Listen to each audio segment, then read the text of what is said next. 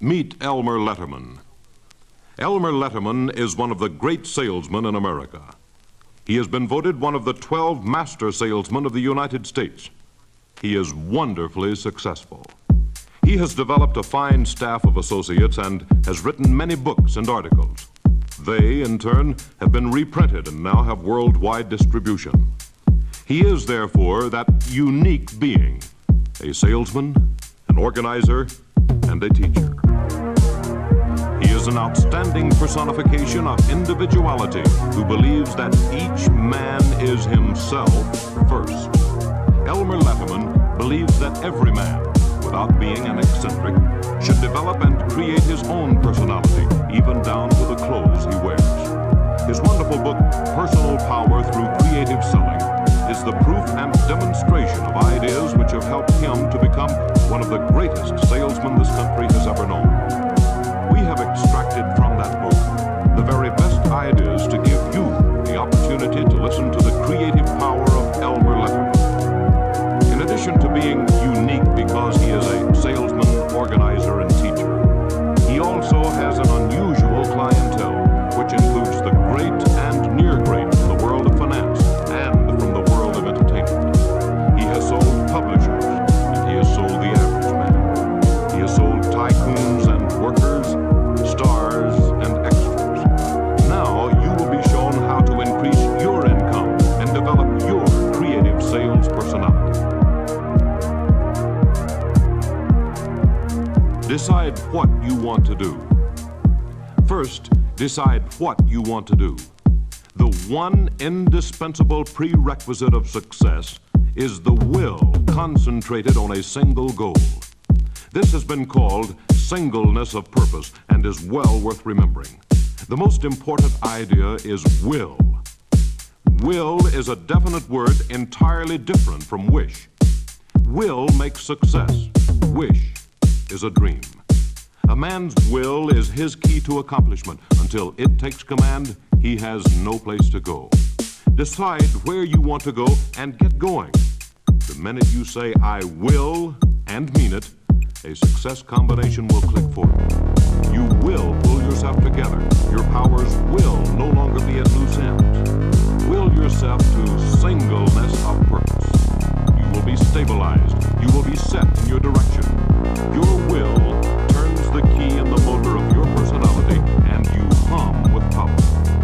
Develop an absorbing interest in what you're doing. Become like a blotter or a sponge and soak up everything in sight concerned with your work, and your curve of success will rise in direct proportion to this absorption as you yourself are pulled into what you are selling. Knowledge of your product is not something you acquire merely to have a story to tell your customers. It is more than that. It is the source and stimulus of your own enthusiasm, the spark which electrifies the sale. Get the feel, the taste, the smell of your product into your system. You will get its romance. This romance, this love between you and your product will give you enthusiasm, and enthusiasm will heighten your love for the work you do. Yes, you must decide what you want to do, and when should you do it? Tomorrow? No, not tomorrow. Start now. Right now. Not 5 hours from now, but right now. Start by taking notes on these ideas. You're no different from anyone else. You and I are exactly the same. In this respect, there is not one living man of exceptional achievement who did not begin his life with the same tendency to postpone and delay that you did. He is where he is because he overcame it. You can overcome inertia.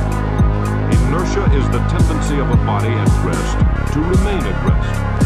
You can overcome inertia if you recognize the simple fact that every human being who was ever successful had the same tendency to delay and postpone that you had.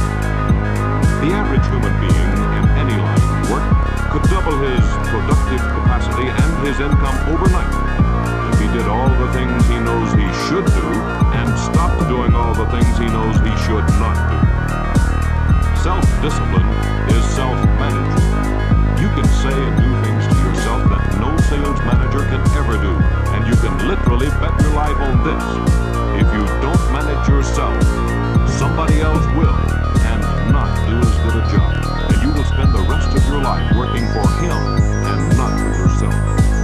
decide what you want to do and do it.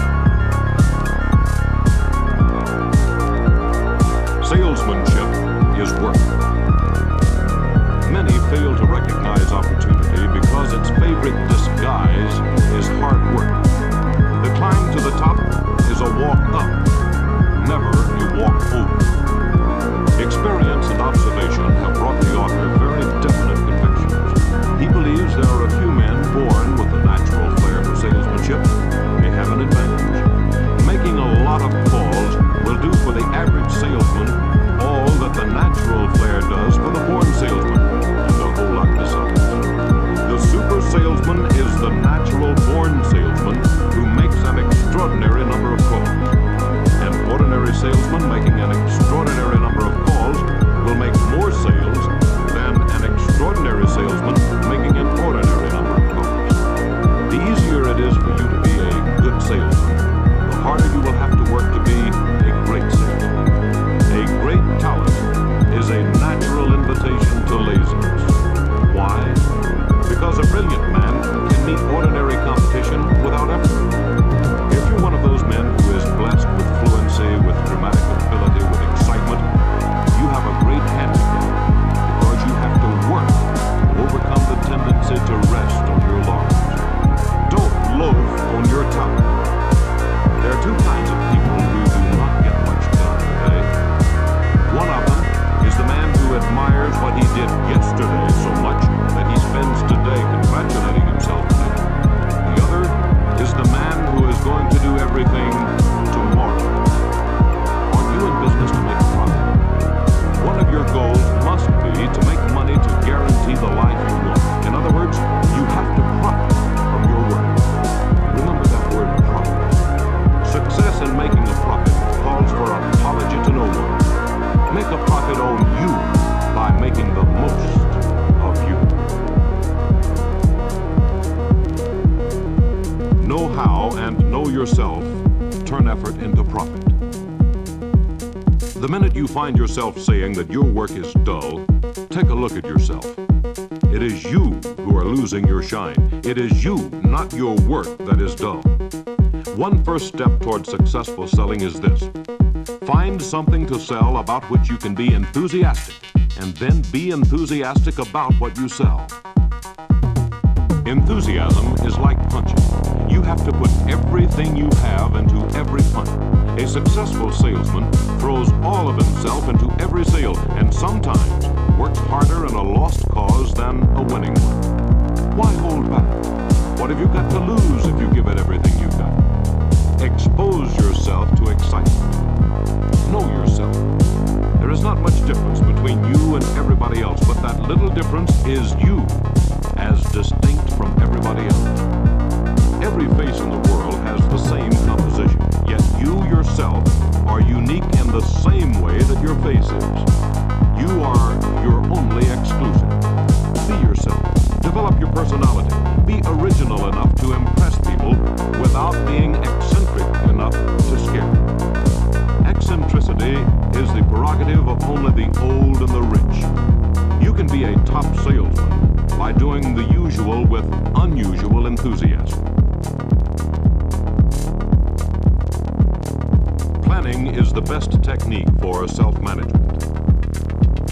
Planning means to provide yourself with three essentials of success. First, a goal, something you want, a specific ambition. Second, a chart, a track to run on. Third, time control. Don't waste your most precious commodity. Have a schedule to save time. Have you ever looked at a man who is not a success and wondered why? He may not quite be a failure either, but most men who did not achieve success had no place to go and no idea where they wanted to go. Do you have a plan for yourself? Where would you like to be 10 years from now? Would you like to be a sales manager? Would you like to have your own business? Would you like to be a sales consultant? Have you mapped out a program to achieve your kind of success? Are you letting every day, every precious day slip by? Anyone can read a book or listen to a record. It takes that supreme you with the will to succeed to do something about it. decided to set your goal at an income 5 times as large as yours is today, and suppose you've given yourself 10 years to do it, how many people are you selling today? 1 out of 10? If you're going to quintuple your income, you will have to sell 5 out of 10. That means you will have to get a better grade client. That means you will have to work on referrals, and you will have to raise your prospecting sites. That means that next year, you should be selling 2 out of 10.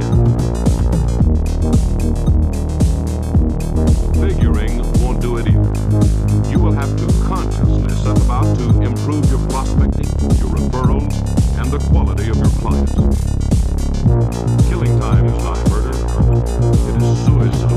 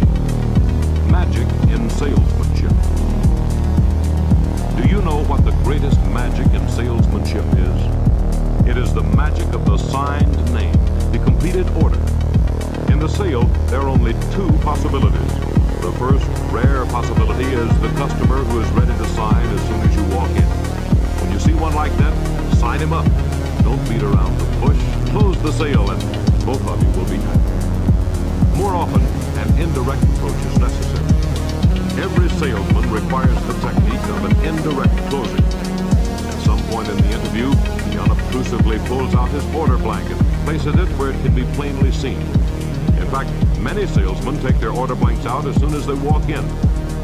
This means that the order blank is not a dagger that you stealthily pull out of your briefcase.